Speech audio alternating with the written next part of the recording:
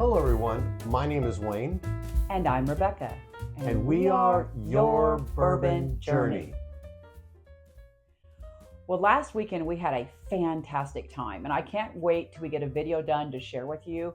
We spent the 3-day weekend in northern Kentucky, and there are 10 distilleries there, as well as many other things to do, including Revival Vintage Spirits. And I know you've heard us talk about them before, and we're going to talk about them at least once a month because we're going to do a vintage pour at least once a month. So we went in there on Friday night and got to see Brad and see what he'd gotten in. And Wayne had already purchased some things in advance to pick up, but then he found a few more things that he wanted to buy. You want to share a little bit about that? I sure do. And that's the bottle that's in front of us right here. So we had gone downstairs to the bar and we were drinking downstairs, and I went ahead to go up and check on a couple things that Brad has showed us previously. And one of them was this bottle of Barclay's bourbon. And I was actually attracted to it, as silly as this sounds, because I love the style of the bottle. And the price of the bottle was, I thought, extremely reasonable. And I just made a determination I'm going to buy it. So bought it, got back to the hotel, started looking up Barclays. I knew it was American, but I didn't know what. And so ended up finding out a little bit about it, and that it actually was from Hiram Walker.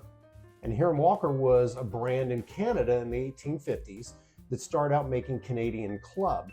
And Canadian Club got so big up there that other distilleries tried to compete with Hiram Walker by calling their brand Club as well.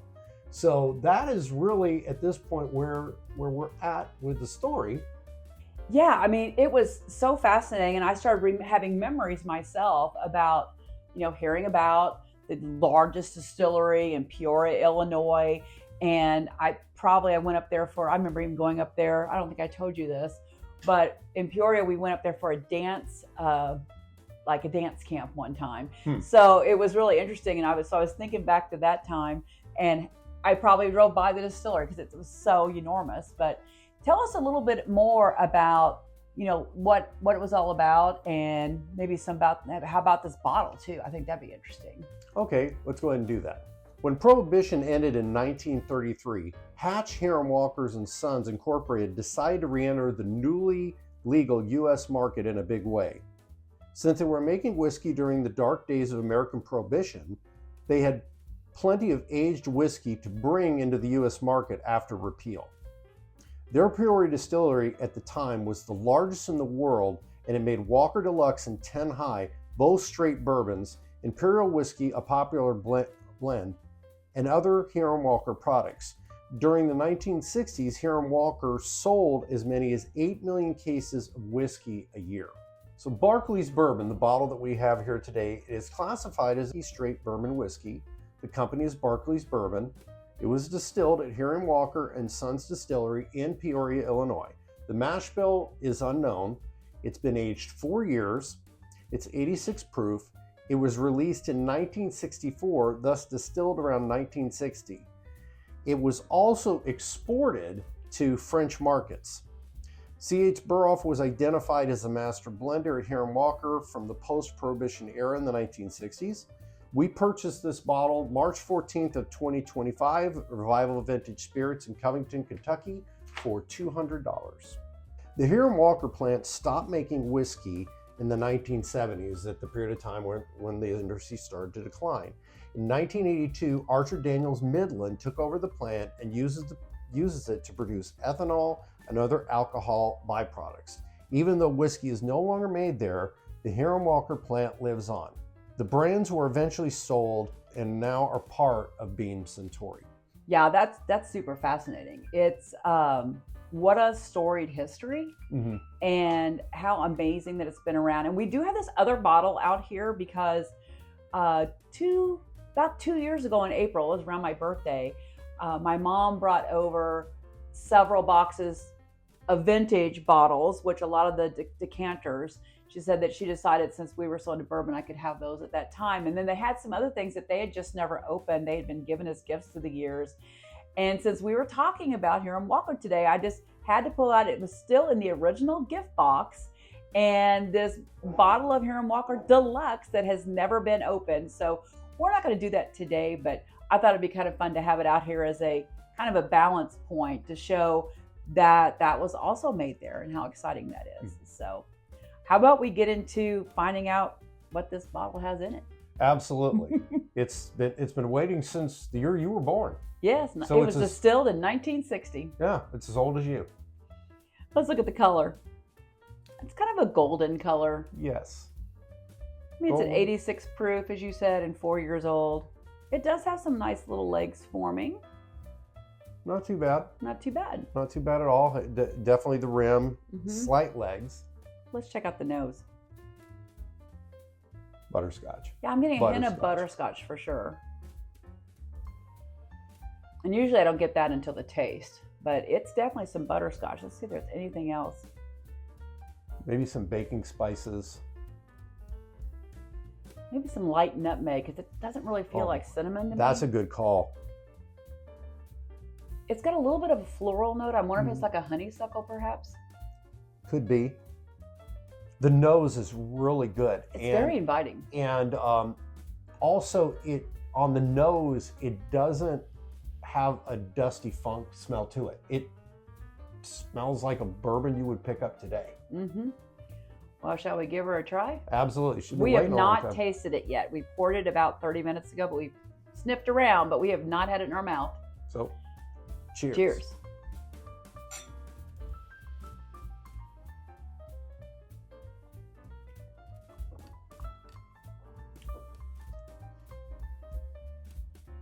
That is a little more punch than I was expecting. Well, it is not like the nose. One of these things is not like the other, and the nose is not like the palate. It's sweet, though. It's got some sweetness, but I'm not getting butterscotch, but we'll give it another shot because I haven't had any liquor today. Yeah. It's got great legs on the glass. It doesn't taste bad. But I think part of it is, and this may be something. It's confusion. Yeah, I think part of this may be one of those things that I probably will pour this after we're done and sit on it for a while. It has a good flavor, but it doesn't match the nose. Yeah, let's have another taste to make sure our palate's warmed up. It definitely has a lot more punch. I would say that the spice now is definitely a cinnamon. Yes. It almost borders on a cinnamon red hot because there's a lot of sugar going on, it seems like. Yeah, not like a cinnamon, like a baking cinnamon. No, it's more like a cinnamon red hot. Like a candy. And I don't mean that in a bad way, because No. I love red hots and hot tamales, all that kind of fake cinnamon flavor, I guess you would say. There's a little bit, I think, of like a pepper in the back, maybe white pepper in this case. Yeah, you talking about the finish? Yes. Yeah, I haven't gotten there yet. I'm still focused on some other. I want to see what some of the sweet notes are. Maybe a slight nuttiness to it. I'm still getting like the cinnamon. It's very enjoyable. Well, and if it was so butterscotch on the nose and kind of honeysuckle, but I'm feeling like the sweetness is more almost like a brown sugar. Mm-hmm. It just really kind of stunned me. I mean, we were a little taken aback because you think you're going to get this like candy thing in your mouth, and it had a lot more punch for 86 proof and something that looks light and was smelling so floral and sweet. It still has sweet notes, but it's just totally different. I would, if we were doing a blind, I'd probably be guessing this like about 95 or so. Mm-hmm. I don't think it'd be like 100, say, bottle and bond area, but if I would not believe it as an 86 proof if you told me that. Mm-hmm. It tastes a little hotter. It's very pleasant. Yeah, I'm feeling like it's got this like brown sugar note going on with a slight hint of caramel, not a heavy caramel. And again, that red hot presence, like a red hot candy, is pretty interesting. Now for the finish, it's got a pretty medium to long finish. Mm-hmm. It's happening while we're sitting here chatting about it.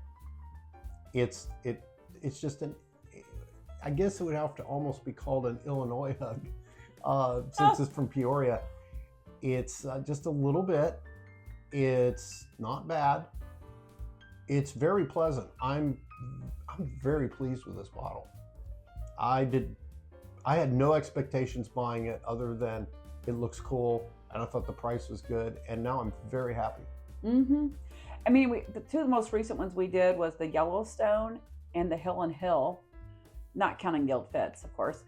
They were much sweeter on the palate. This Yes. has a much more mature taste on the palate. Mm-hmm. And it's interesting because it's 4 years old, but I feel like I'm getting a little bit of barrel note on it. I would agree with that. I would totally agree with that. Pretty interesting. And on a side note, we actually picked up another bottle of that Hill and Hill the same year from 1974 from Brad. So I've got the Hill and Hill that we'll need for quite a while. Yeah, there were quite a few bottles we came back with, so be looking forward to this kind of thing every month.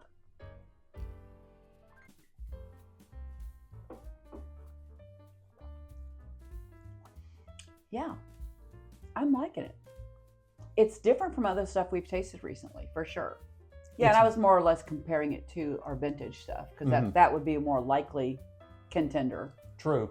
But the Yellowstone was the one that was like the fruit cup and juicy fruit gum. Yes, from and 82. the Hill and Hill was very butterscotchy. Yes, from 74. Mm-hmm. And so this it's is younger. Yes, or older rather. It's interesting because it almost makes me want to get some bottles from this period to kind of compare in taste.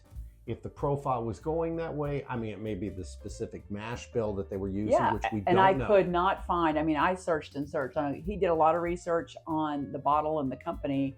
And then I kept trying to find something on the mash bill, and I couldn't find anything that Hiram Walker did for a mash bill. So I thought, well, I'll just look for something else that they did, like the Walker DeLuxe or something. Maybe that would have more of a mash bill publicized. And I will look again, and if I do find it, I will put it in the description. But I have not yet found it. I do know this because we've talked about it before with Hill and Hill. Not very much, but I really would like to reach out to Arthur Daniels Midland and try to find out if we could tour that plant, because it's basically still in use. It's probably very similar, except I don't know if they had rick houses there. We couldn't find out anything to that realm, but it was a huge property. And they had over the campus was enormous. Yeah, they had over 1,000 employees, and I think we'll drop a link in there of a couple of the things that we found. The employees that work there love the place. And stayed there for years, and there was a lot going on, and they took a lot of pride in what they did, men and women. There were a lot of women that worked in that plant. Yeah, if my mom's watching, the men had 20 bowling teams, and the women had 10 bowling teams, so they definitely had some bowlers there, so that's kind of fun. And I think for myself, when I was researching this, it made me even more excited with this bottle, and as well now with this guy over here, because there was a sense of community. And that's what I found with a couple of the articles that I read. There was a sense of community and pride, and they love this place. And I mean, imagine you're coming out, you're going into the Depression in 33. We finally lose Prohibition. We get rid of that dumb law. And then this company from Canada moves in like, hey, we're going to go ahead and put a big footprint here and make whiskey. And we're bringing it we have some from Canada, older stuff to kind of get us kickstarted. When, if you know the history of that time, all the other brands had to start making their own. So these guys had a little bit of a jump start. So a lot of history there, and very, very pleased. So out there to Barclay's Bourbon, to Hiram Walker, and the employees that might still be alive that would see this, Arthur Daniels Midland, I got to reach out to you. So we want to go ahead and try to tour that plant. I'm really curious to see it. If you like what we do, please subscribe to the video. Cheers and have a great night, and always drink responsibly. Cheers.